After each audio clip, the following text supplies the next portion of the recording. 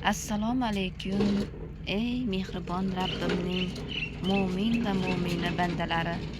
Mana yana bir go'zal, chiroyli tonglarimiz otdi.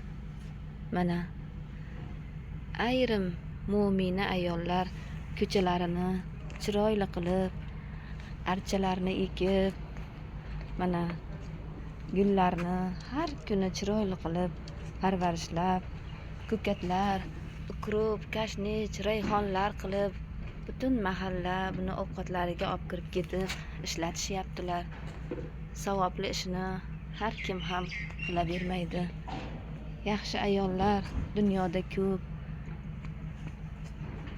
Butun qo'shnilar olib, chiroyli ko'katlarni iste'mol qilishyaptilar. Bu juda katta savob.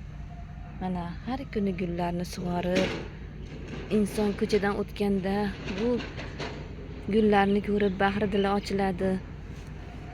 Archalar chiroyli manzara berib,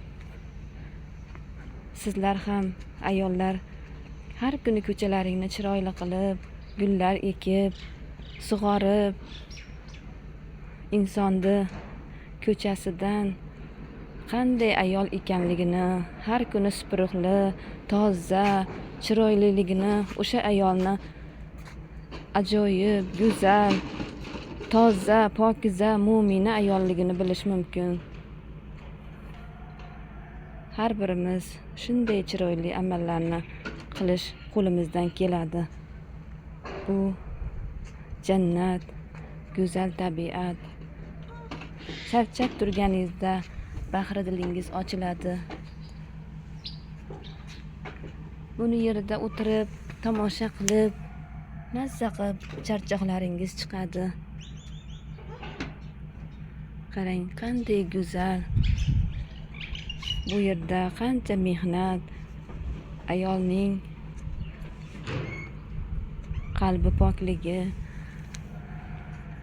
go'zalligi, pokizaligi, shu oilani, ayolini mehnati bor bu yerda. Alloh rozi bo'lsin bunday ayollarimizdan.